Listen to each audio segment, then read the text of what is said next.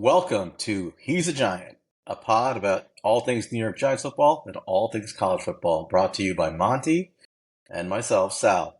Monty, how's it going, man? How's it going, Sal? Mister Superstar New York Revival last night. Yeah, that was a special moment. I want to give a special shout out to El Jefe and Spiro, Mr. Glass Half Full, and Eli. That was a pretty cool moment. That was awesome.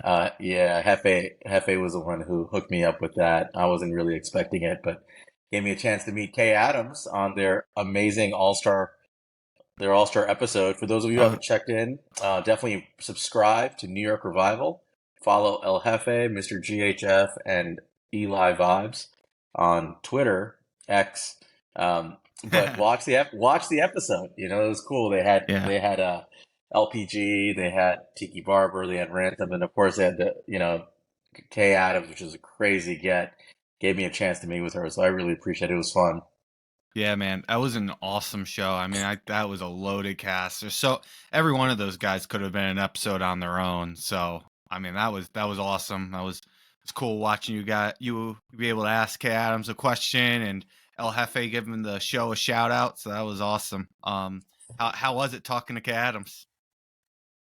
Actually, it was pretty cool. Like Kay was awesome. Like Yeah, you could tell she came on the show. She had a beer in her hand. She was yeah, like, three let's in. go. I think so. But she was fun, man. She was cool. She's funny. You know, she was kind of the same as you would expect for anybody who watches her show. So Yeah. she was fun, and I jumped right in with the one question, which we might as well talk about it. Yeah. I asked, I got a chance to ask one question. I thought about it, and I posted it on Twitter yesterday. And the question was simple. I asked Kay for her over under on Daniel Jones and his production in 2023, and I'll walk through how I came up with these numbers. But basically, I posted on Twitter to get people's thoughts, and the numbers I came up with were in a 16 game sample because that's what he played last year. I didn't do 17, but over 16 games, I came up with him throwing for 3,680 yards, having 23 touchdowns, 9 interceptions. I think I had him rushing for 580 yards on 100 attempts and another 4 touchdowns. So 27 total yards, about what amounts to close to, 4,200 yards of total offense and 9 interceptions. And Kay's initial response was like, 23? That's a lot. Yeah. But then she announced that she's going to be having Daniel Jones on her show every Tuesday. She's going to have Dak Prescott on her show too. And she kind of thought about it and said, you know what, I'll take the over on those numbers because I believe, essentially what she said was, I believe in Brian Dable. hmm So that was how it went. What do you think about those numbers? I mean, I don't know if you had a chance to think about it and what No, your I thoughts mean, are. I think her initial reaction, a lot of it kind of nailed it. Like, look, I don't want to have to be like 23, 24 passing touchdowns a lot, but that is from where he was, that's the biggest jump he has to make Yeah. to get up to there. I think she nailed it where she feels good about about going over those rushing numbers. I do think that's something we've seen him do it already. I think if he's healthy, that's achievable. And I do think the passing yards are going to make a jump. I think all those are good numbers. I think I'd probably hit the over, and I think they're good lines. But I would say, yeah, passing yards is the one, and I do think he'll get there. But I think that's the one I'd be most nervous about not hitting. Yeah. And I know you and I talked about this, others have, like what's a good number. I mean, the way I look at it is at the end of the day, what you're really paying your quarterback to do is score points, lead an offense that scores a lot of points and win games because of those points scored. So Yep. it's kind of hard to just focus on just his numbers. But in general, when you look at the top teams, the top offenses, the top 10 to 12 offenses, they're putting up. Last year was kind of historically low in terms of points per game. I think that whole Fangio cover two spread all over the league to take away explosive plays had a dampening effect in the beginning of the year, at least on points per game. I think we're going to go back to the mean. But, I mean, generally the top 10 offenses put up 25, 26 plus points per game. And so you want to kind of set your goal around there. And if you look at the teams that do that, quarterbacks are putting up, 4,000 to 4,500 plus yards of total offense and Yep. putting up around, close to 30 touchdowns, if not more. So that's where those numbers come from. For him specifically, the way I got those numbers were I took his numbers from last year when the Giants had a 50-50 split in passing and rushing, which is kind of crazy in the modern NFL, like literally Hmm. 50-50% passing snaps, rushing snaps. I figured they want to be more like a 55-45 offense, passing favored this year. So I kind of, did the math on it, added extra attempts. He was at 6.8 yards per attempt last year, which was a little on the low side in the NFL. And I didn't really bump it up extremely high. I think I bumped it up to 7.1 Yeah. in my model. And the reason I did that was fundamentally, I kind of think this is the same offense. I mean, Hmm. there are going to be obviously some differences. I expect Kafka to be able to adapt, but I think ultimately this is an offense that plays off of RPO and play action and the quick passing game. Yeah. He lives over the middle. I think he's very strong over the middle and accurate. And I think they're going to run the kind of same offense. The difference is, I think with guys like Waller, Hyatt, Campbell, you expect to generate maybe, hopefully, one more explosive pass play per game. And if you replace one of those 5-6 yard passes with like an explosive pass play, that adds up to those yards. Yeah. And that's kind of where I got those numbers from. So anyway, that's where I got it. And I think if he does that for us, I mean, is it like an amazing year? No, but Yeah. it's a good year, It's especially a for scoring points when we're winning games. very Alex Smith like year, who is a good NFL quarterback and led good NFL teams. We talked about it before. I think my in an ideal world, I see him put together 4,500 total yards with his legs Yep. included and 30 plus total touchdowns, which I do think is achievable for him. But Yeah. I think your numbers are more realistic of a expectation Yeah. than a hope. Yeah, that was more of like, I think this is where the bell curve lands right in the middle. If Yeah. you run the simulation 100 times, this is probably like the middle of outcomes. I didn't think it was too Yeah. high or too low. But anyway, we got a big game coming up. Finally, the season's upon us, which is pretty cool. I know we're all pumped up. I've been dying for this. Got Dallas week 1. So, I mean, let's talk about it. What are your thoughts going into the game, keys to the game, things you're looking for? How do the Giants get a win in this one, Monty? Sure. So, the one thing I'm looking at is how we're going to attack this defense, because Dallas has a great defense, and Yep. that is something that I'm interested to see how we can score against it. One thing I brought up that I think we need to do is I think we need to challenge them deep. I think like we can take a shot with a Jalen Hyatt, with a Darren Waller, with a Paris Campbell. I think the more they have to respect the speed on this offense, I think the more that will help us. And then ultimately, I mean, as you kind of were talking about the Daniel Jones conversation, if we can open up a little bit and we can, have Darren Waller covered by a safety or a linebacker, or Saquon Barkley covered by a linebacker, or whatever it may be, having their slot saves like corners like what Jordan Lewis, I believe. So Mm-hmm. whoever's in a slot, like if we could just eat the middle of the field because they're respecting our speed, that's going to help us a lot. I think that's a key. And how our interior offensive line can match up against their Yeah. interior defensive line, because we don't have the strongest interior offensive line, but they don't have the strongest interior defensive line. So ultimately, we need to win that matchup. We need John Michael Smith's got to beat their rookie and Maason Smith, and I think he can. Yeah, he Um, will. Yeah. but what about you, Sal? What do you think the key No, I is? mean, I think similarly. I think you got, last year they played a very, and I think we saw a lot of teams do this against the Giants, whatever the reason may be, play kind of a disrespectful style of defense where they're playing a lot of single high. Even if they played two safeties, it was really close to the line of scrimmage, and it was felt like they were always coming downhill, downhill, downhill, and teams did not respect the deep half of the field. Could have been because of the receivers, could have been because of our O line, could have been because of Jones, whatever the reason. Their concern has always been, don't let Saquon Barkley beat you and come downhill and take away the short game, and put pressure on the Giants that way. If you remember, like that first game last year when we were 2-0 going into that Week 3 Monday night game, we lost Leonard Williams going into that game. He did not play.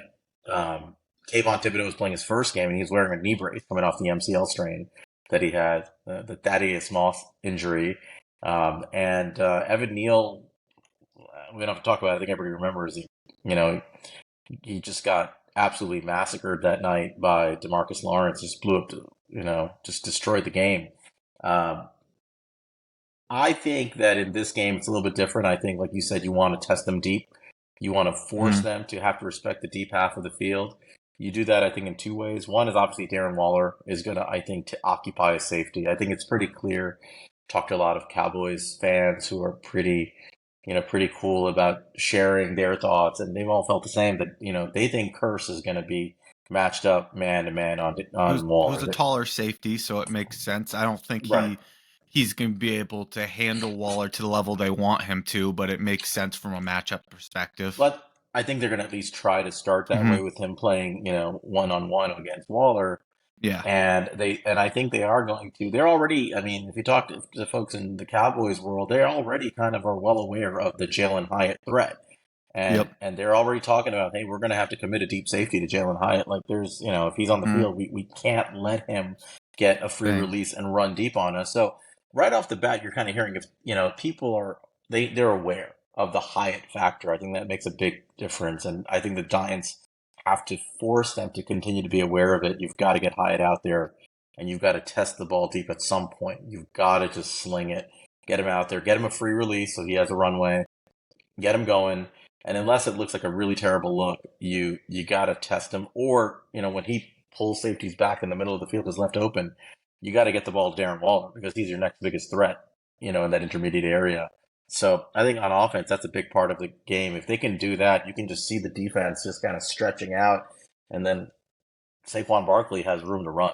And I think that's key to this game. So you got to stretch them deep, make their defense back up, not crowd the line of scrimmage at all, and give some running room for Saquon Barkley. Ultimately, I think that's a key to getting points on the board with this defense. My key to the game, though, is actually on the defensive side for the Giants. Two players I'm looking at. Obviously, we all know about the rookie corners and how they're going to hold up, and who knows, right? We're just got to see how that plays out. Yep. But I think the Giants' defensive line is going to be key to holding down this game. Like I mentioned, Leonard Hmm. Williams was not in that last game, and Kayvon Thibodeau was coming off an injury in that first game, and he was wearing a knee brace. Wasn't much of an impact. But in the Thanksgiving game, man, he was crazy Yep. against the Cowboys. He had like nine. What do you have? Like nine pressures and five quarterback hits. He was all over the place. Yep. So, and he was lined up for the most part against Smith, the rookie, Tyler Yeah. Smith, the rookie left tackle. Um, this time he's going up against Tyron Smith, and I don't Hmm. know what he's going to look like, but he's a former All Pro, so I think that's a Yeah. big matchup. Um, and I think the big key matchup here is Leo. I think Leonard Williams in a contract year, we've seen him do this before. That man can wreak havoc when he's on his game. It sounds like in camp he was destroying everybody. And then the story kind of died down as they stopped playing these guys. But I think he's kind of in full force. Sounds like he's healthy. News came out of Dallas that, the same Tyler Smith, who's now moved to left guard, tweaked his hamstring earlier this week and didn't participate this today. So it's questionable if he's going to play. And if he plays, he's going to be playing probably on a not fully healthy hamstring. If he doesn't play, their rookie from North Carolina, Awesome Richards, was a converted tackle. Probably going to get the start at left guard. So either you're going to get like a not 100% Smith at left guard, or you're going to get a rookie matching up against Leonard Williams. You kind of know that they have to double team Dexter Lawrence. I'm sure Wink Martindale's aware of this, and he's going to push Lawrence to the other side to occupy that double team, and take guys away, which I think will leave Leo one on one. So I think Leo's a big, someone to watch. I think he's going to wreak a lot of havoc early. And I think Kayvon Thibodeau ends this game. In my opinion, Kayvon Hmm. Thibodeau, he's a closer. And I think if we can have a lead, my prediction is Giants take a lead late in the fourth quarter. They go up 23-20, and Kayvon Thibodeau is the one who closes this thing out with a strip sack and a I snow like it. angel. A snow angel, Of obviously. course. Just why Yeah. not? Do you have a prediction for the game? Yeah, I'm going to have the Giants winning 28-24. I think we're going to see our offense start to, show up. I don't think we're going to hit over that 30-point threshold just because the Cowboys defense is so good, but I think Yep. given the level of competition, that's a great game for this offense, and I think we'll hold up in it. And I like what you said there about Leonard Williams. I mean, for me, I think that Dexter Lawrence is the best nose guard in the NFL, and I don't particularly think it's close as far as Yeah. a one tech defensive tackle goes. And I think that the double teams that he commands out of that position will open up other people in line, and particularly Leonard Williams, because I mean, look, Leonard Williams, we're paying a lot of money right now to be a game wrecker for this defense. And when you have a guy like Dexter Lawrence who's getting that much attention next to him, he's got to show up and be that game wrecker. There's no excuses, and though that's the strength of our defense this year is those two. There's a reason we're talking about this episode. I don't know how long you can keep two guys together when you're paying them that much, but for this year, that is going to be a strength of this defense, and hopefully those two can be, and I mean all four of those between him, Aziz, Kayvon, Leonard Williams, and Dexter Lawrence can be game wreckers this year. But it all starts with Dexter Lawrence taking up double teams and everybody else just feasting off of the matchups around him. Yeah, and I think that's a great segue to what we're going into. So, I think we're talking about the immense impact of interior defensive line in today's NFL, and you're seeing it in the way guys are getting paid. We know our own Dexter Lawrence just got $23 million a year. Seeing all the top guys who can rush the passer and stop the run in the interior D line get above $20 million a year. Kris Jones is about to make some ungodly amount of money, after the contract Nick Bosa just got. So, you can't pay all these guys. It's hard. You can't pay everybody. And teams and GMs have to make hard decisions. Yep. There are not a lot of teams that can pay two interior defensive linemen top of the market. The Commanders are doing it, but they're not paying a quarterback. And they won't be paying a quarterback for a long time, most likely. So there's a pretty decent chance we're going to have to find a solution that's not Leonard Williams in the next year. Lucky for us, as we segue into our discussion, our topic of the day, which is this year's interior defensive line class coming up in the 2024 draft. Man, this is a good class, Monty. This is, I think, really the best class. Yeah, this might be the best class in terms of quality and depth in at least 5 or 6 years. We haven't had a lot of good defensive line depth in a long time. I feel at least a couple of years. So I mean, it's a really good in general, but the league has kind of gotten starved from a draft like this. So it'd be interesting how this draft is going to go with how much, I think you could say the top. I think you can say all the guys we talk about could potentially have been the defensive line 2 in last year's draft. And we'll see what happens at the end of this year, but it's a good class. All right. Well, why don't we kick it off? So let's load up the first guy. So we're going to have the same format as we did with our wide receivers in episode 1. Here in episode 2, as we go through interior defensive line, we are going to give you our top 5 guys. This is, again, our top 5. We kind of scour the rankings and do a lot of review of these guys, and we kind of come up with what we think are going to be the top 5 guys, specifically from a Giants perspective. And they're, as you guys found out, we're going to have disagreements about some of these guys, but let's start with number 1. I don't think this one is too controversial. This is Johnny Newton, or Jerzan Newton. He is 6'2", 295 pounds, from the University of Illinois. He is a redshirt junior, and as you can watch in the film right here, this guy is an absolute beast. You see him on the film right there, just busting through the line. He was actually a 3-star recruit, so he wasn't like a 5-star recruit, but he was an athlete. He played basketball. If you go by PFF grading, he had the highest PFF WAR amongst all interior defensive linemen last year. I'm going to read some stats off for you guys. He had 62 tackles, 5.5 sacks on the interior defensive line. He had 59 pressures, 14 tackles for a loss, 36 defensive stops. He had 2 fumble recoveries, 3 passes defended, 8.6 missed tackle percentage, which is, you're going to hear that number again. That's actually not too bad. He got an 84.7 pass rushing grade, a 91.9 run defense grade, a 91.5 overall grade from PFF. Kind of a do-it-all interior defensive line, but those are sort of the basics about him. Monty, why don't you tell us a little bit more about this guy, because I know he's a guy you love. Oh, yeah. He's a guy I've been keeping my eye on all summer. I mean, he is as pro-ready as it gets. Like, I mean, he is just polished. You can see what Brett Bielema, who used to be a coach over for the New York Giants when Joe Judge was here, he was a senior defensive assistant here, I believe.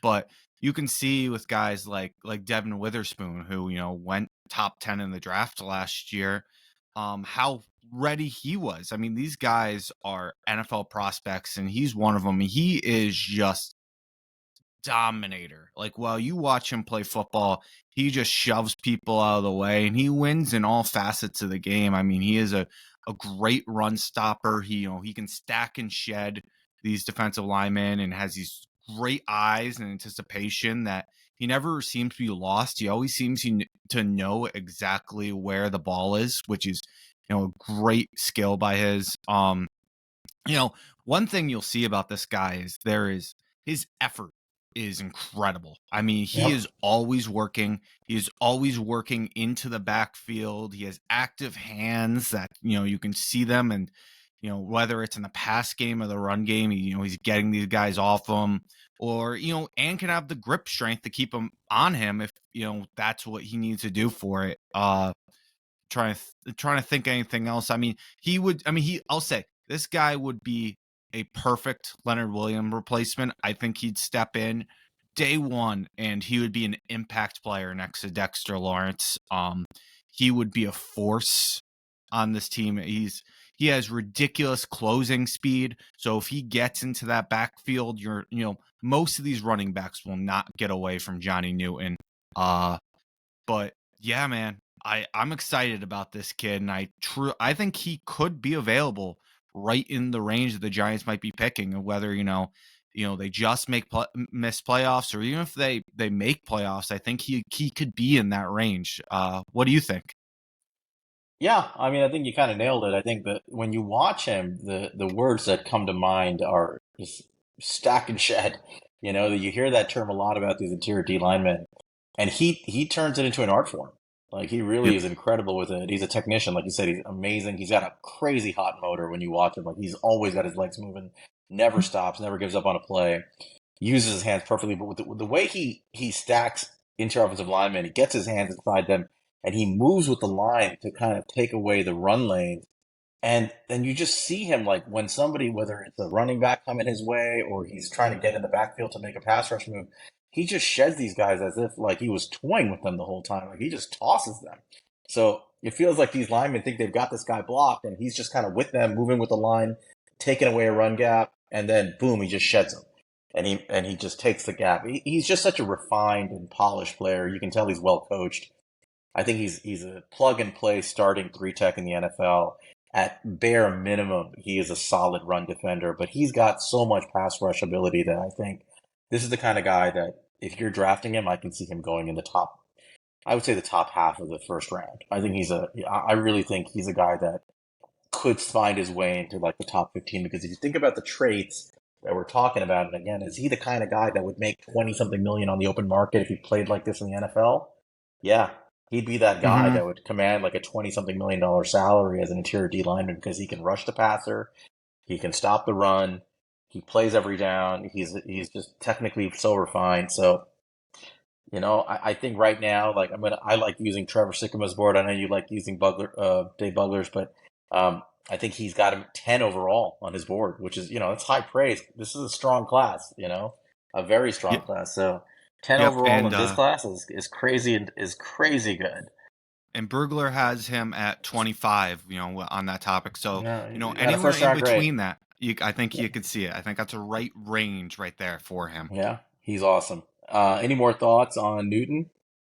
Yeah, I don't really have much else. You mentioned all those stats in the beginning, and as you'll see, those are some of the most impressive stats by a good margin on these guys. Yeah. He has the production. No guy has a production like these guys. PFF had him as the highest WAR among all interior defensive linemen. He's a great player. So, but yeah, let's go ahead and move on to our next guy. I'll pull up our clip on this guy, but really, this is another one who we are both really big fans of. Probably Yeah, higher than guys in the general draft world, right? A little bit yeah, higher, I think we are. yeah, and there is not as much tape out there on this guy as some of the other guys. I think he's underrated still at this point. But his name is Kris Jenkins. He's from Michigan. He's 6'3", 305 pounds. He's a senior there, so he could have came out last year if he wanted to. He went back to school. He was a 3-star recruit. And the thing about Kris Jenkins is, yes, you have heard that name before. That is 4-time All-Pro of New York Jets, Hard Knocks legend, Carolina Panthers. Yes, he was there when Joe Shane worked there. Joe Shane just got hired when they drafted Kris Jenkins' father. Um, he's a beast, man. I mean, reading off some of his stats, he had 31 run stops, which led all interior defensive linemen last year. Total 20 total pressures, kind of on the lower end, but certainly not bad. 54 tackles, a lot. 3.5 tackles for loss. Definitely, something you'll pick up with him. He is a guy who, we'll talk about more. He's really good leverage and, can play well in the run game. He's a run game stud, but I don't always see him moving into the backfield, so that could be some of the reasons why you don't see a ton of tackles for loss. But 2 sacks. He so PFF has their positively graded run defense stat, which is essentially you went above and beyond in the run game on that one. And 29.2% of the time in the run game. So pretty much a third of the time you had a positively graded stat, which is insane. That's a ridiculous number. Only 5.1% missed tackles, 80.3 overall PFF grade, 82.5 in the run stop. Again, very good. And then, kind of to cap it off there, 66.8 in the pass rush grade. So, that's not necessarily there yet, but why don't you talk a little bit more about his game, Sal? Yeah, no. I'm going to give a shout out to Shane on this because Shane, our guy our Michigan guy, we talk about them, and I kind of teased this earlier in a space today. Um, Jenkins is my absolute favorite interior D lineman in this class, like bar none, and no doubt in my mind that Newton is gonna be viewed for most of the year as like the top dog, and rightfully so. And our next guy might even be viewed higher than him just based on upside, but. Kris Jenkins is just a ferocious beast playing interior defensive line, and you can see the pedigree, right? You can see the NFL bloodlines in the way he plays. He hasn't, just like we talked about with our receivers from last week, this guy has an understanding of D line play that I don't think everybody else has. He's technically so sound. His leverage, his pad level, his hand usage, he knows what he's doing on every rep. And I think the leverage, if you're going to describe him in one word, it is leverage. He is, if you watch him play and whatever reps you can watch, I mean, for those who can go back and watch, the game to watch is the Michigan-Ohio State game from last year. That's where I think he showed out the best. He plays, if you guys, those of you who have been to like a college campus recently, they have those little robot dogs that deliver food that are low to the ground. They look like something out of Terminator.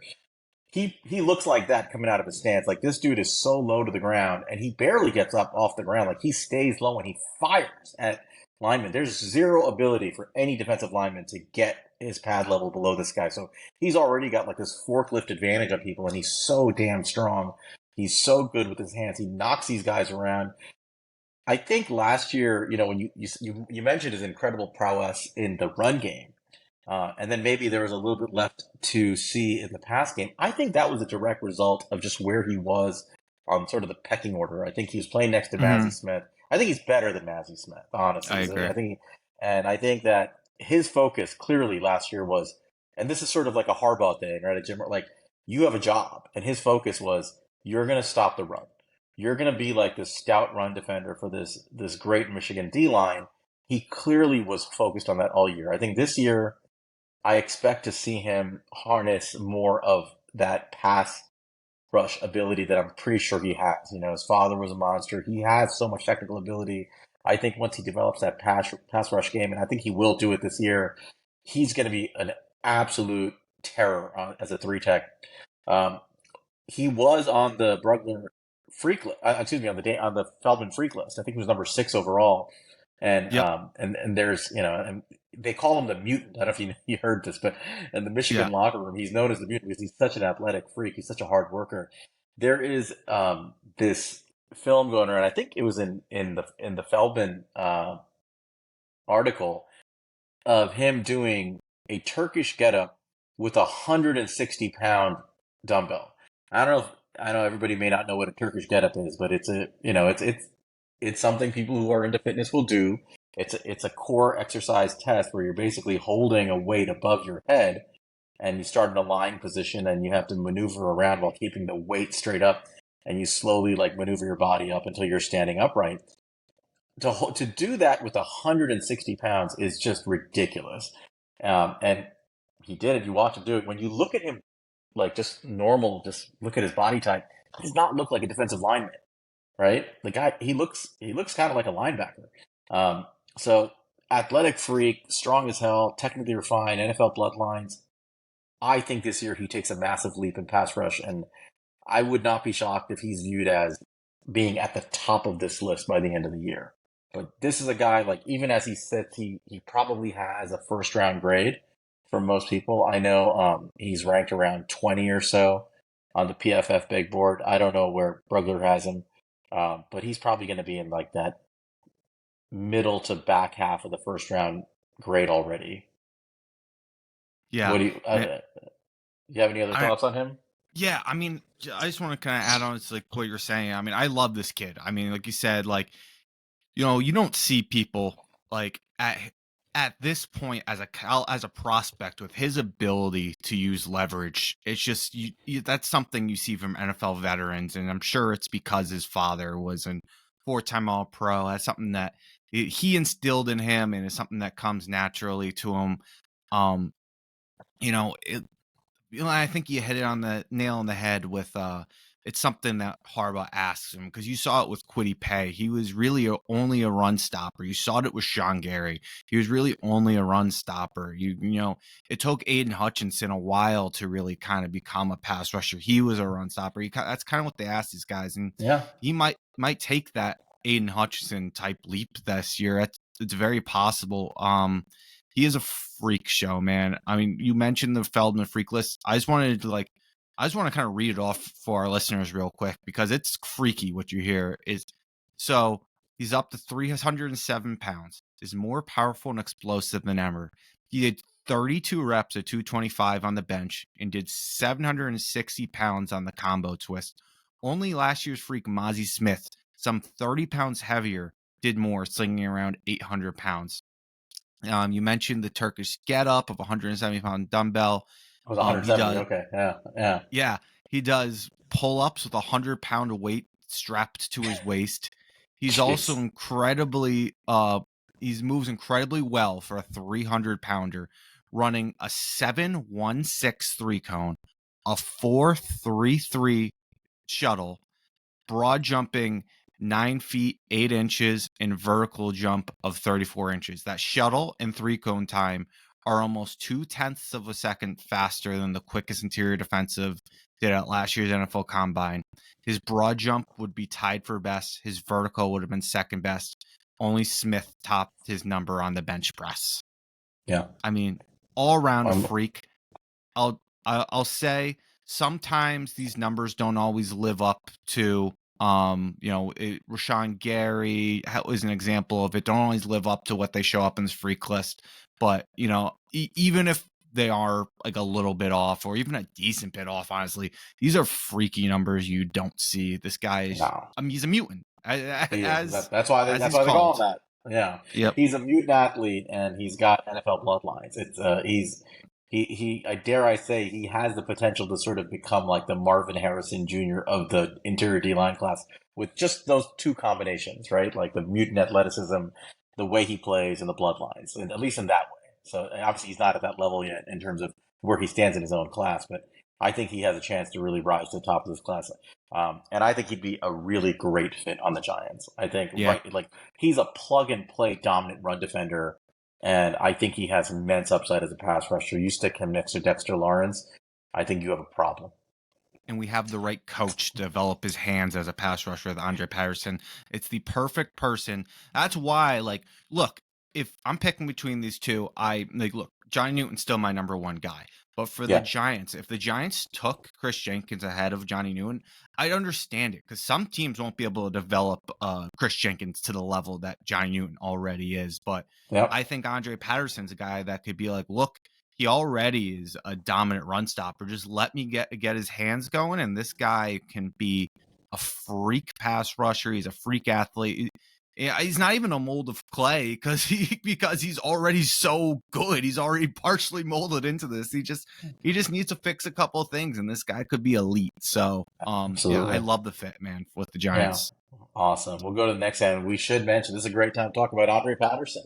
We have a cheat code. We have an interior D-line cheat code in Andre Patterson, and I think we should keep that in mind as we go through these prospects. There are guys who I think may not be great fits on other teams, and when you have a guy like Andre Patterson on your coaching staff, they're fits. So let's go to number 3 on our list. And this was tough because we were kind of going through our top 3, but number 3 is Leonard Taylor. He's from the University of Miami, from the U. From my boy Cross. I think he thought that I was talking about him as my top guy, but he was close. 6'3", 305. He's a true junior. He was a 5-star recruit coming out, and he's the third best recruit in that class when he came out of high school. He has a 19.5% pressure rate, 16.2% pass rush win rate. That was insanely high. Just to give you guys perspective, that was second best only to Kalijah Cansey last year, who I think everybody remembers what Kalijah Cansey was at Pittsburgh last year. He won in the first round. He had 24 tackles, 10.5 tackles for a loss, 3 sacks, not immense numbers, but he lined up a lot at edge. We'll have to talk about that. 18.5% tackle, missed tackles. That's a little on the high side, and I think this is where we have to talk about Andre Patterson and some of the rawness of the prospect. His PFF grades were 87.5 overall, 85.5 pass rush grade, and a 79.5 run stop grade. Crazy athlete, but those are sort of the basics in the background. What are your thoughts on Leonard Taylor, Monty?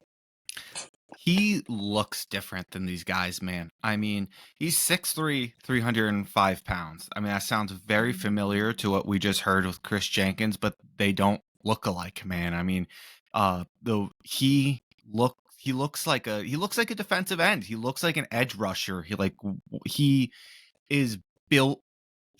He's long and he's built, and he is a guy who, if with his size and that frame, I think could be a real threat as a pass rusher down in a 3-4 defense. I mean, I think he's exactly what you would want. He already has great pass rush ability, as you kind of mentioned with some of those stats. I think he lacks some consistency finishing plays. I mean, you can kind of point that out with the 3 sacks, but I mean, he is a guy who's in the backfield a lot. He's back there wrecking havoc, and he absolutely demolishes people when he finishes those plays. He can win in a lot of ways, though. Like, he has a good bull rush. He has a good 2-hand swipe. He has a devastating push and pull. You alluded to it. He is a guy who also played outside. He can rush inside. He can rush outside. Wherever you want to put him in this defense. I think, Wink Martindale, he says it all the time. He said it when we got Isaiah Simmons. We run a positionless defense, and this is a guy who you could stand him up and rush him as an edge. I truly think you could. He could play in a lot of positions in this defense. He is exactly what you want from a ball of clay in some senses. Like, this one guy is like everything that you want out of an interior defensive lineman. That tackle rate, that missed tackle rate, 18.5, kind of shows that, his form still needs to be worked on a little bit with some stuff. But I could really see this guy blow up this year. He could end up being the number 1 interior defensive lineman by the end of the year. It wouldn't surprise me even a little bit. And saying that as somebody who's a huge fan of both the guys before it, I just don't think he is. I think he's probably right outside round one looking in at the moment for me.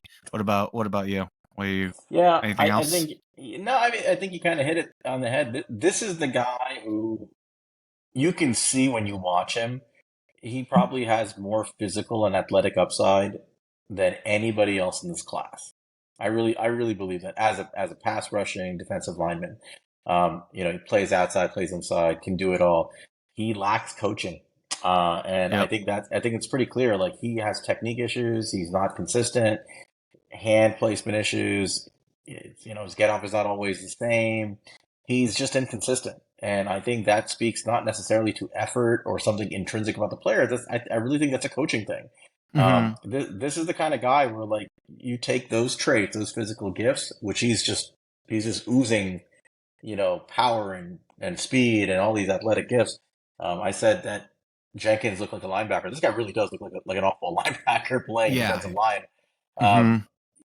you put that with the right coach, a guy like Andre Patterson, and he can focus in on getting him more consistent with his technique, his hand usage, using strength, using speed to power. He can be an absolute pass rush menace. I mean, I think his upside as a pass rusher is one of the elite interior pass rushers in the NFL. That's his upside, right? Like we're talking like a top 5 NFL pass rusher from the inside. I think that's his actual upside. So, Maybe like yeah, a Chris Jones, you could say it's like a ceiling for him. yeah, I mean, he really does have that kind of ceiling based on his physical gifts. So I would not be unhappy at all if the Giants said, you know what, let's take a swing on this guy because we think we can turn this guy into a Chris Jones, Leonard Williams, whatever. And you know what that's worth for us? It saves us $25 million a year or whatever. We can develop him. So there's more meat on the bone here. But of course, the flip side of that, this guy's got a big range of outcomes for this year. He could develop a little bit more and look like that first round guy. He certainly has kind of like a first round grade on him from most people, either first round or borderline first, second. Or he's the kind of guy that may look like he's not quite ready, and you can see him going back to school, right? I mean, I Yep. think that's definitely within the wheelhouse of possibility. So there's a lot that's going to hinge on what he does this year at Miami. But I would not be upset if even the guy that we're seeing today with whatever, if you want to use the word deficiencies or lack of development he has, was in the draft and the Giants took him. I'd be thrilled. Look, I mean, I'll keep hammering it home with all these type guys like this. We have the right coaches for it. I mean, we have, I think, the best defensive line coach in the entire NFL, and I will keep giving him guys to develop.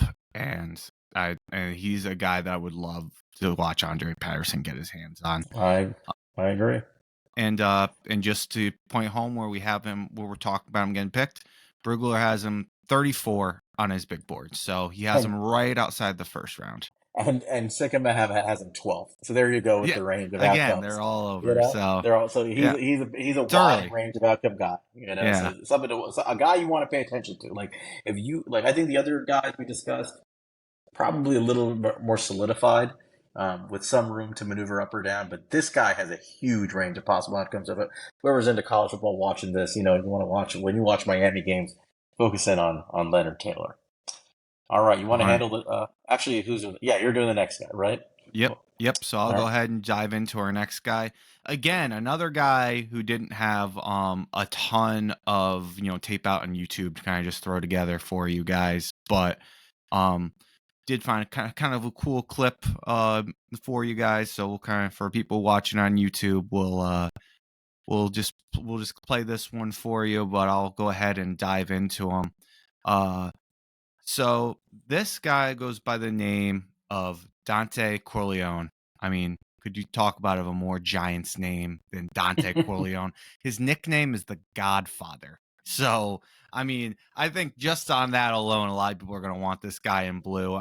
But he is 6'2", 318 pounds. He's a redshirt sophomore. He dominated the country last year as a redshirt freshman. He was a 3-star recruit.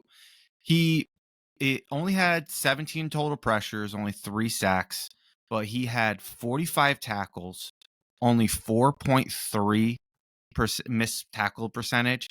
He had 27 run stops, which was 6th in the country. only on 172 defensive snaps, which is 256th in the country. So when he was on the field, he was making run stops. He had a 93.8 PFF grade, which was highest among all FBS defenders. Again, as a redshirt freshman. And then a 94.7 run defense grade, which was the highest run defense grade since Micah Parsons. This guy Crazy. is a run stop freak, and he with that, he has athleticism. I mean, this guy has good closing speed. I think he's a guy who will continue to develop and could become somewhat of a pass rusher. That's never going to be his game, but I think he has enough athleticism to do it. But you're getting him to be a run stopper. He could be your Dalvin Tomlinson, I think, pretty fast. Yep. I'll let you talk a little bit more about it, but I really like this kid. No, I think you hit the nail on the head. He's Dalvin Tomlinson. Like I think when you look at him, he's Dalvin Tomlinson with more pass rush upside. I think that's a good way to look at it. I mean, he's not going to make his money in the NFL being a pass rusher, but he's going to make his money in the NFL absolutely demolishing the run game from the interior. He needs to be paired with a guy who can rush the passer. So I think that's the best use of this guy. Like, you don't want him to be your primary guy if the goal is to generate an interior pass rush. But if his job to come in, at least as a rookie, is to just come in and just blow up the run game, that's what he does. You see the way he's built. He's kind of like an Oompa Loompa on massive amounts of anabolic steroids. Like, yeah. he's like so stout. And he's the guy, surprisingly athletic, as you said. You would expect a guy like him to just kind of just bowling ball people, but there are plays when you watch him from Cincinnati where he'll get skinny, which is kind of a funny thing to say. He'll get skinny in one gap and make a couple of pass rush moves, which you're like, wow, I don't think I ever saw Dalvin do that. Maybe he did that in college. I don't remember. But he has a little bit of more to his game. But at the end of the day, like you said, he's a run-stopping monster, and he's just so reliable. This is a super high floor prospect. Super high floor prospect. Like, you're not going to miss on this guy. 100%. He's because he hasn't really shown the run stop ability, the pass rush ability. I mean, he's not really nose guard size. He's like 318 pounds. He could do it, but he's not your ideal size. He might fall a little bit in this draft, but I think when it comes to like the second round in this draft, you take him and you'd be like, I got a good football player. I got a guy who helps us run defense, and I don't think there's no mad person in the room. I think everyone's like, yep, second round, we got a guy who could be a 10-year starter for us. Maybe he's only a 2-down player, but he's going to be a hell of a 2-down player. Yeah, I mean, he has there's a little bit of, I don't know, there's something about like him that reminds me a bit of like Keanu Benton. Keanu Benton in this draft coming out of Wisconsin. He really played just zero tech until last year, and he started playing a little bit of 3 tech like towards the end of the year and at the Senior Bowl to show that he had more versatility as a pass rusher. But he made his money as a run stopper, and he got drafted by the Steelers. He's already looking good so far in camp. We'll see how he does during the season.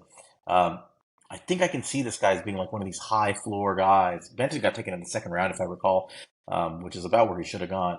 Like, you take a guy like this, if you already have pass rushers and you just say, look, your job is to blow up the middle of the offensive line and just stop the run, he can do that all day. Like, all day long. Very high floor, some pass rush ability. Love this kid. You can see him develop a little more. So right now, I think he's sort of like a late second round, like you said, maybe falling into the early third round. I have a hard time seeing him getting into that first round consideration unless he absolutely blows up as a pass rusher. But we'll see how he tests at the combine. That will play a little bit of a role on it. But right. But I think that this is a good player. Bottom line, he's a good football player. Yep. At the end of the day, good football player. Big fan of his. We'll go ahead and we'll move on to the next guy. But I like him.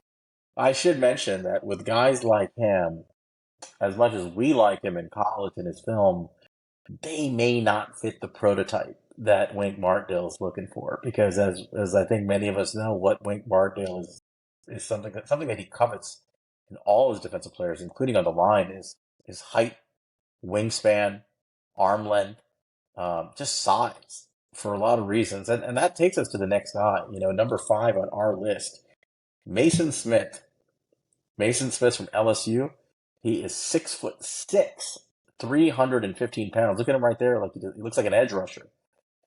He was a 5-star recruit. He was second in the interior defensive line class, only to Leonard Taylor when he came out of high school.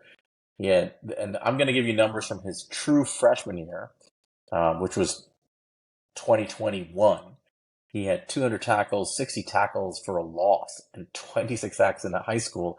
And then in his freshman year, he had 19 tackles, 4 sacks, 16 pressures.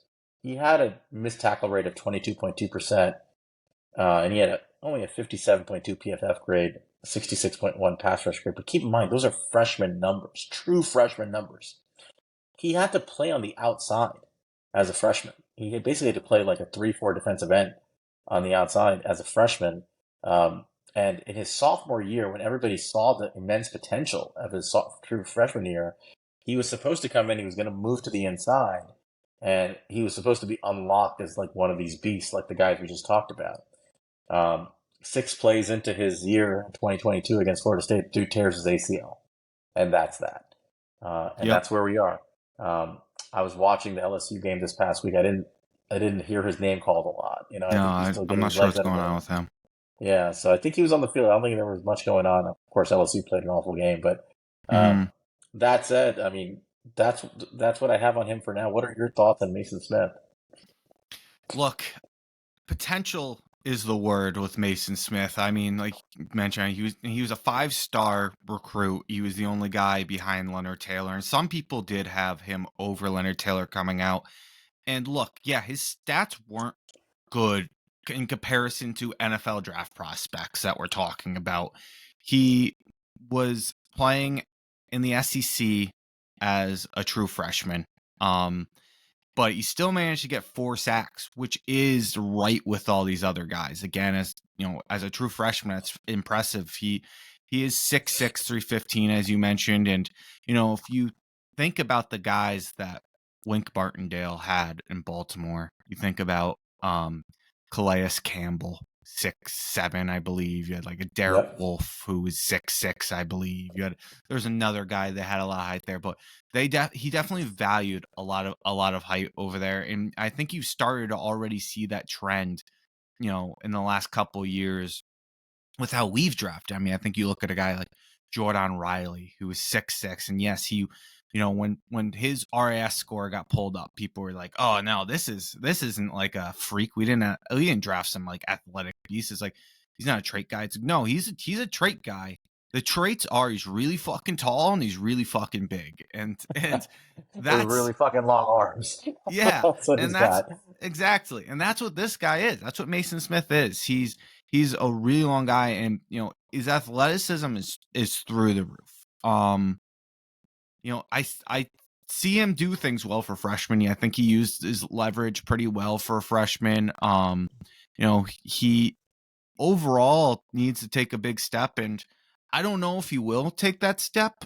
I could see him going back to school if he doesn't. We talked about guys already who are seniors and like redshirt juniors who could have came out already and didn't, and maybe that will be Maason Smith this year, but he could blow up, and I easily could see why the Giants would be interested if he does. What's your opinion on him, Sal? So much potential, but so much unknown. I mean, I think that's what it comes down to. I mean, it sucks that the year he was supposed to have his breakout year, he gets hurt, he injures ACL, and now he's going into his his true junior year, and the kid's coming off an ACL. We all know, like with ACL injuries, it can take a full year and a half before these guys start to get their legs underneath them again. And by the time it's entirely possible he's kind of a non-factor during the first 6 to 8 weeks of the college football season, and then he finally gets his legs underneath him, and maybe he shows out towards the end and he shows everybody the potential, but it's possible he doesn't show it at all this year. if he has a year after an ACL tear and a year where he's not very productive and doesn't look like he's got his legs underneath him this year, I mean, he's gonna get a day 3 grant, Yep. and he's gonna go back to school as he should, and I Mm. think that's always a concern. Now, the flip side of that is if he shows enough, like I don't expect him to be dominant this year. It's hard to expect anybody with an ACL injury to be dominant coming right off it. But if he shows enough flashes of what he could be, which if you think about it, wingspan, length, strength, athletic ability, and for a guy his size at 6'6", he plays with a pretty low pad level. The fact that he was Yep. able to play edge rusher, show bend, move to the inside, like there's a lot of flexibility there. If he shows flashes of that and you see steady progress throughout the college football season, which is kind of what I'm looking for as he gets his legs underneath him and he gets better and better, and towards the end, they get towards the bowl game and he's looking like a force, especially if he shows that towards the end and in a bowl game. Um, Although I don't know what bowl game these guys are getting invited to this year with Jaden Daniels as a Yeah. quarterback, but yeah, but if he shows that towards the end of the year, and he gets better, I think then people will remember the potential, and he's going to be told, "Hey, listen, you've got a day 1 to mid day 2 grade," and I think that'll probably be enough for him to say, "All right, I'm going to declare."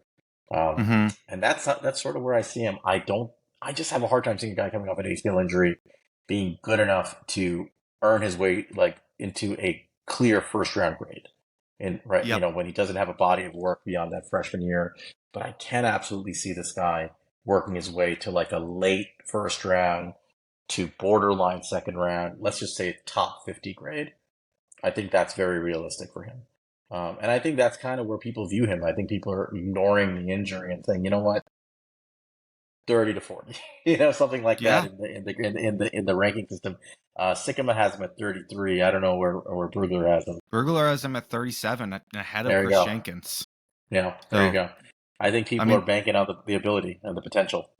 there's a lot of potential. He was very highly touted coming out of high school, and you don't see 18-year-olds produce like this very often. Like, as much as what the stats we read off don't sound very impressive for a freshman, they are. I promise you guys, you don't see these guys even get on the field. But yeah, there's a lot of worries, man. I think he was a guy that we debated not even talking about because there really is not a ton to talk about at this point other than potential. But, when everybody is talking about this guy as a top 5, top 3 even guy, I think we You wanted got to to talk make about him. sure we put him on your radar. And I think what we mentioned is if he does even if he doesn't like take that next step, if he does just declare, I could see him being on the Giants' radar because Oh yeah, we keep hammering it home about Andre Patterson getting his hand in these guys, and then what we mentioned, just he is the size profile for what they look for. So, yeah, I could easily see him being a Giant. Maybe he's a yep. Giant. He might be a giant. All um, right. So I think there's our top 5. It is in order: Johnny Newton, Kris Jenkins, Leonard Taylor, Dontay Corleone, The Godfather, and Godfather. and Maason and Maason Smith. So why don't we get into our guys? These are 2 guys who just barely missed our list, but we think are worthy of talking about. I don't think we're quite as excited about our guys this week as we were about the wide receivers, but that's just kind of the nature of interior defensive line. Yeah, But why don't you kick us off with the first one of our guys? yeah, man. It's just there is a lot of you've seen these recent drafts that a lot of these guys don't get exciting pretty fast, and the fact that we made it through 5 that we were at least decently excited about. And I'm not going to play down. I am excited about these. I just need to see something. So, our first guy we're going to talk about, I had as my guy, and his name is Michael Hall Jr.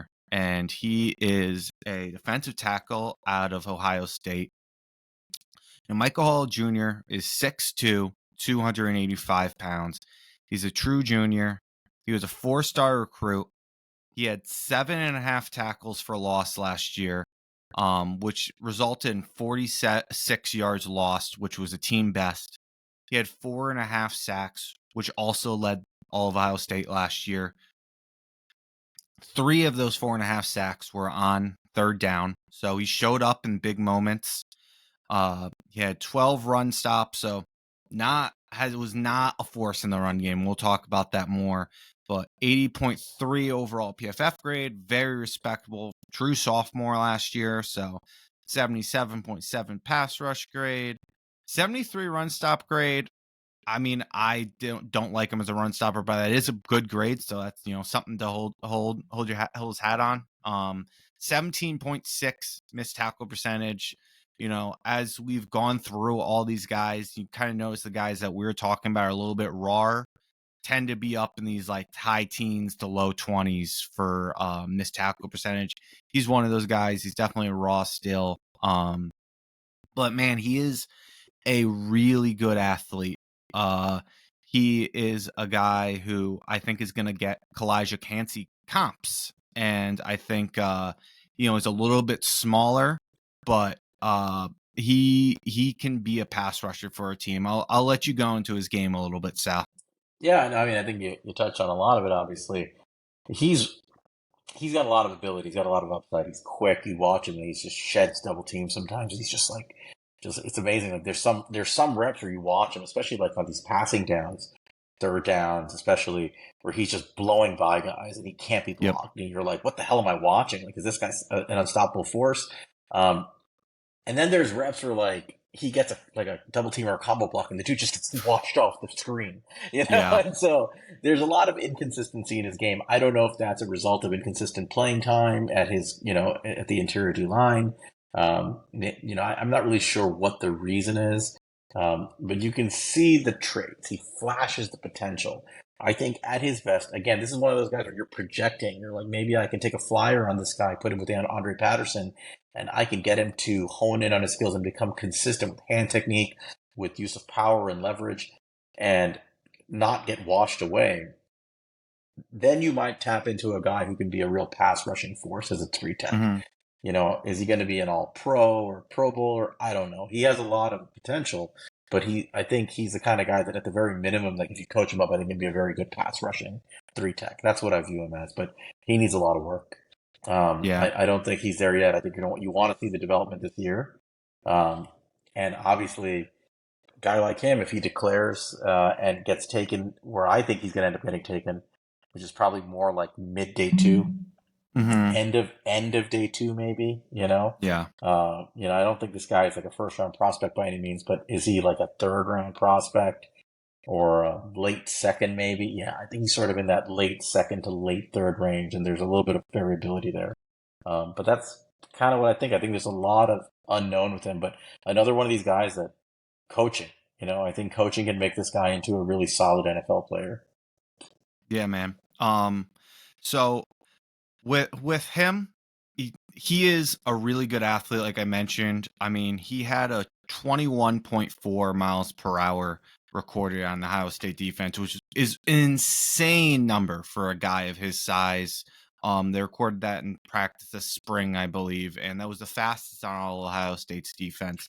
There is some production to his game, and when you watch him, that speed does pop. Like he will sometimes pop off the ball and he'll be in the backfield before the offensive line can really react. I think there's some guys we talked though has that type of speed, but in that get off, I think Leonard Taylor is a guy that comes to my mind who has that type of get off. But similar players. Yeah, as far as like their pass rush ability and their get off, he doesn't have. I don't think he has the frame to develop as a run stopper like Leonard Taylor can. He's more of a. I think he will probably be. I don't know if he can be a 3-down player. I think he's more of a 1-gap type defensive lineman, but I don't know. I mean, look, we just saw a guy like Kalijah Cansey who was, you could say, a lot of the same things going into last year about him. And he showed up and had a big year, and he got drafted very high. If Michael Hall takes the next step, and I think if you see a guy like Kalijah Cansey succeed in the NFL, there might be like, hey, there's a path for this guy. Look at what somebody at his side just did. Yeah. So No, you're right. I mean that recency bias thing is a real thing in the NFL, right? It's a copycat league, and if Kalijah hits the NFL and storms onto the scene and is a pass rushing demon, and everybody looks at it and says, "Oh my God, we missed with Aaron Donald, we missed with Kalijah because we were too focused on their size." All of a sudden, you can definitely see a lot of teams saying, "You know what? 6'2", 285, no problem. If you're fast and you're athletic and we can get you into a good coaching scheme with leverage, I want that guy because he can destroy games as a pass rusher." Um, Conversely, I think if Kalijah has a less than overwhelming year, people are going to say, "I told you so." Yep. Too small. Yeah. And I'm not spending a high draft pick on this guy as a project. And obviously, Kalijah was a much more polished and technically refined player than Hall is today, at least. Yeah. So I think Yeah. I I think mean, there's a big difference there. yeah. I mean, like Cansey got washed for a first round pick where you don't feel great about his run stopping ability first round pick, but he used leverage well and he could hold his own, especially like it was more double teams that got him killed. You see just in one-on-one matchups you can see him sometimes get washed. Yeah. But I mean, the athleticism's real. There's one thing I forgot to mention it when we talked about Maason Smith, but Maason Smith got clocked in at 19.5 miles per hour. That was his big number, and with him, you got what was I saying? It was 21.8 or Yeah. 21.4 miles per hour. So It's like Saquon I Barkley speed. Yeah. yeah, I mean it's insane. So he's a freak athlete with maybe a pass rush specialist, maybe with a guy like Dexter Lawrence, you don't need to worry about it as much because he commands a ton of double teams. So if he can just hold his own, you don't really have the ability to double team like that. There's a lot of thoughts in this, but he is an exciting player, man. I like him. I just have my concerns. Yeah, I think this comes down to like sort of the philosophy of our defensive line, our defense. Like, are we going to want a guy who's undersized that's a one gapper and a pass rusher, or does Wink prefer these bigger bodied two gap guys? Or when we say two gap, we mean guys who can occupy a blocker and take away, let's say, the A gap and the B gap, and they can block a running lane. And their job is really to stop the run, but also to just clog up space so that other guys can facilitate and other guys can walk in and make a play on the quarterback or on the ball in the backfield. It depends on what the Giants are looking for. If they, Mm-hmm. I get the feeling Wink, not to get the feeling, like, we kind of know. I think Wink kind of prefers these two gap guys, these monsters who can just like Mm-hmm. eat up space. And obviously, right now he's a little bit spoiled. He's got two guys who can do both that and rush the passer.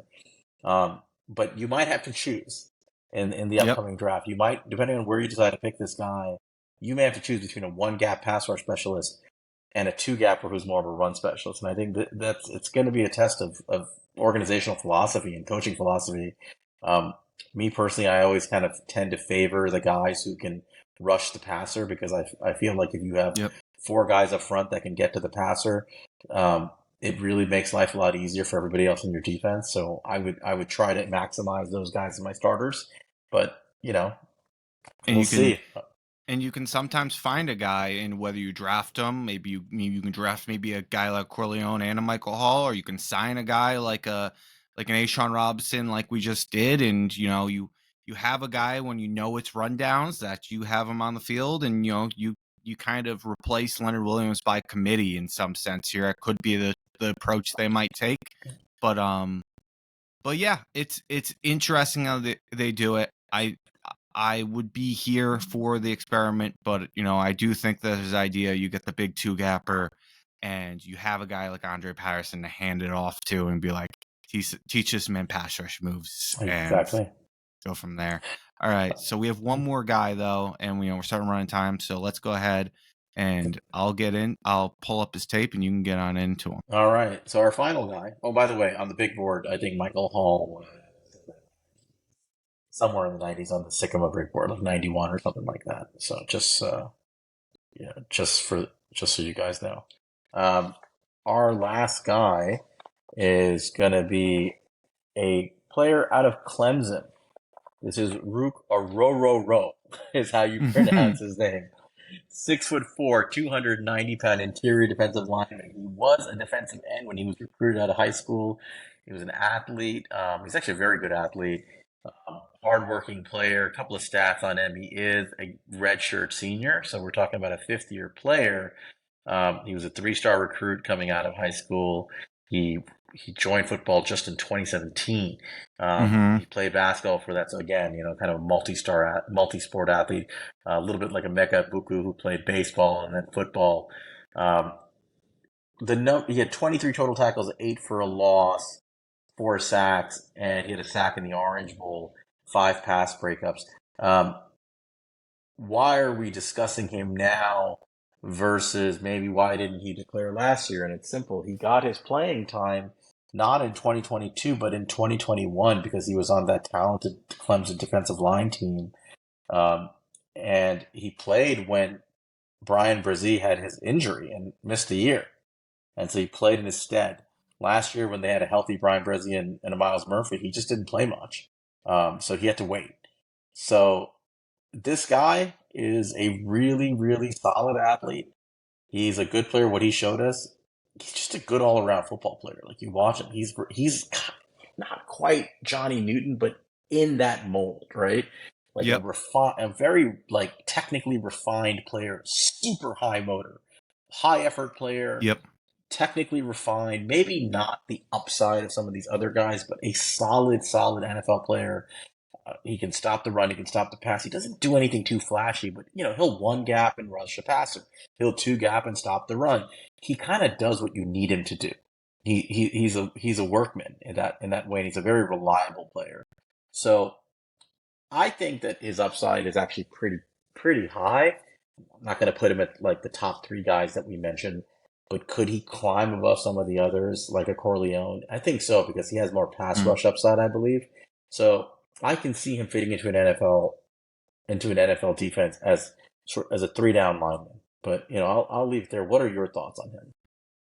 So I think it was interesting what you said was like he might not have the upside, but he's like a technically refined all around guy. And I think the interesting thing I think we're still going to try to find out with this guy is it that we're starting to approach his ceiling with how like all or like how well rounded his game is, or is he kind of just developing evenly in all those areas and still kind of has a way to go? I haven't quite figured it out because it's interesting to them. Yes, he is a redshirt senior, so this is his 5th year in college football, but he started playing football when he was a junior in high school or sophomore in high school or something. And, he moved here from Nigeria when he was 9 years old. Like he was playing basketball when he first got over here. So he's a really athletic guy. He's a really long guy. I mean, he's the second longest guy I think we talked about to Maason Smith. Yeah. Maason Smith. So I think that there is a potential that one thing to mention, you said it was 5 passes defended. I mean, that's what you get with these longer guys. They get their hands up and they can, they deflect the block ball up passing lanes. Something Wink Martindale covets, right? He likes these guys who can not only occupy space and get some push, but he wants them to be basically in the line of sight of the quarterback with their hands up, taking away passing lanes. If this guy can do it, he has the wingspan. Yeah, man, and he's a very good player. He has really good hands. He doesn't really get stuck on blocks. He actually got a Senior Bowl invite last year, and he could have gone, but he decided to go back to school. And as you mentioned, a big reason for that is because he kind of got more time the year before, and he kind of lost it, and he's gonna have it again. So he decided to come back and really prove himself. But because of how kind of ready he was and just that Clemson defensive line was stacked, I think that there's a chance he could have gone to that Senior Bowl and totally blown up and risen his stock, like where it's like, oh crap, like I think I've kind of forgot about this kid, but man, he is killing people here and tested well, and he could have been the second guy, third guy off the board last year. This guy is honestly, a guy that I probably would have considered putting in our top 5 if we were going to take Maason Smith out. I think he is Yeah, right. he would have been my next guy. Yeah, absolutely. Yeah, I think he is a guy who's deserving right now, and not so much where I am looking for what else he can do. I'm curious to see. There's not holes in his game where I'm like, this guy's going to drop to the 3rd round, but I'm like, is there another level to this kid? And I want to see if there is, and I think he'll get the opportunity to prove it this year. But do you have anything else on him? Yeah, I mean, I would just close by saying I like what you said, that I think he may just be steadily developing. Now, it's hard to judge upside on a fifth year senior, right? It's hard to Yeah. project. You're generally projecting redshirt sophomores, juniors, right? Yep. 3rd-year play. You're saying, all right, you're 21 years old and projecting you. This guy's like, I think he's 24, right? Yeah, So but it's a different case with him. You don't normally see people start football as a right. So junior. it's exactly. So it's the question of, do you think that people are going to project athletically in their mid-20s, or are they locked in, or is it just a guy who hasn't played football that long? Does he have more upside when he's already so athletic? It's an interesting question. At the end of the day, I think I'm a big believer in you kind of are what you are, and you become something more awesome. But I'm going to judge you on what you are. What he is right now, barring him really blowing up this year, I don't think he's going to blow up. I think he's going to get better, though. I think he's going to show more in all facets of the game. But what he is just a solid NFL player. Like, I think he's a 3-down lineman, because I think he has versatility in both the run game and the pass game. I think he's a guy who can come in and be relied upon to handle responsibilities. He can rush the passer a little bit. He can stop the run, and to steadily improve. He's the kind of guy that I can see coming in, learning an NFL defense, getting decent coaching, great coaching if he comes here, and just becoming like steadily better every single year. I don't expect a superstar, but I can see a guy who really, really gives you a lot of value out of his rookie contract, and is a guy you want to give a second contract to. And maybe he doesn't get the top of the market kind of guy, but a really good player. Just a guy that the mainstream media, like the national media, might not be all over this kid, but the fans are like, look, this guy shows up every week and does his job. Like, these are the type of people that you want to keep around, and I could definitely see him being that type of player. Yeah, that's it. All right, so that's it for our 7. So again, we had our top 5, our 2 sleeper guys, Ruke Orhorhoro, who we just went over, and Michael Hall Jr. from Ohio State. So if you get a chance, check these guys out. I think it's a great class overall. At the end of the day, the Giants are very likely going to be in the interior D-line market within the top 100 picks. And I think Ruke Orhorhoro was ranked I want to say he was like around somewhere between 30 and 50 also in the Sycamore board. So he's like a top 50 grade. That's kind of it. Let's talk about what's coming up. I mean, so we talked about the Giants game coming up. Obviously, we had our thoughts on that. Go Giants! Hopefully, we have a win against Dallas to start the season. That'd be amazing. But last week we told you guys about watching some games. We're going to give you a game to watch this week, and I was looking at the schedule. There's not a lot of good games. There's one game worth watching. That's a kind of a powerhouse matchup, and it is Texas versus Alabama. It's the 7:00 game on Saturday, and I think if anybody watched, Alabama's always good. And they're going to always be good. But if anybody watched Texas last week, the Texas wide receiver room is absolutely loaded. We talked about Xavier Worthy last week, and man, did he blow up in his first game. He went absolutely bananas. He was unstoppable. And you saw everything we kind of talked about, like the incredible speed, the playing fast, great route running. When he got hit, it was like, he would get knocked out, but had a good game. I think that Texas team is a high-powered offense. I'm not as big a believer in maybe Quinn Ewers. We'll get to that another time. But I think they're a big, high-powered offense, and I think that's a good matchup against this Alabama team. What about you? What are your thoughts? Yeah, I mean, you mentioned Xavier Worthy. They also have a Donnie Mitchell. Was it Donnie Mitchell? He is a guy Georgia. That yep, he was at Georgia. That's a guy that Trevor Sikkema is very high on. He mentioned that there aren't guys as big as him who move like him. He believes that he is somebody who will develop into like being a very good route runner, and kind of is in some ways. The guy's 6'4", about 200 pounds, and he hasn't really shown consistent production. He's dealt with injuries and things along those lines, but he might get the chance here for Texas. Texas has a lot of good receivers over there. So I mean, if Quinn Ewers can, open up that offense, we could see a fun team. I think the only other ranked game I'm seeing is, it's Ole Miss versus Tulane. There's no Ole Miss has probably the best running back in the country, so keep an eye there. But it's good competition over there. I got Jackson Dart at quarterback, but yeah, I don't know. Just I'm gonna keep an eye. I'm just excited football's back. You know what I mean? Exactly. The last thing I want to get a matchup that's worth watching. We haven't gotten to that class yet, but maybe the top cornerback in this class, giving away a little bit, is Kool-Aid McKinstry at Alabama, and I'm interested to see who he matches up with in this loaded Texas wide receiver room. I'm guessing he's going to be on Xavier Worthy, but I don't know. I mean, he's a big, strong quarterback, so I can see him matching up against Mitchell. So we'll see. It's pay attention to him. Number 1 in Alabama. And just see who he's matching up against. And I think it's worth paying attention to for those of you who are interested in seeing these guys go head to head with the best. Yeah, I'd be interested. We'll get a one-on-one between him and Worthy, but it'll be interesting. All right, I think that's about it. Do you have any other thoughts, Monty? No, that's all I really have. We're kind of talking about the guys that we can see going in the first couple rounds to us first.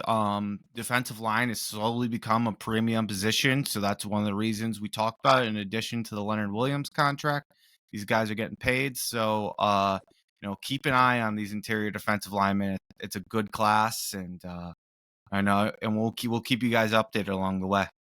All right, we'll close it out there. Thank you guys for watching He's a Giant. Stay tuned. Follow us on Twitter/X. I am Sal, who is not a content creator. I am not changing that name. I don't care what anybody says. It's at Queens_guy. Monty is at Montecristo, spelled at MONTECRI5TO. Follow us. Follow He's a Giant pod on Twitter. And just let us know your thoughts. Give us feedback. We love it. We appreciate all the love we got from the first episode. We had a lot of views. You guys are awesome. Thank you guys so much for all the great feedback. Yeah, we should have started with that. I apologize. We really thank you guys for all the love. We're very bad at this, but thank you for all the love and all the feedback. We'll get there.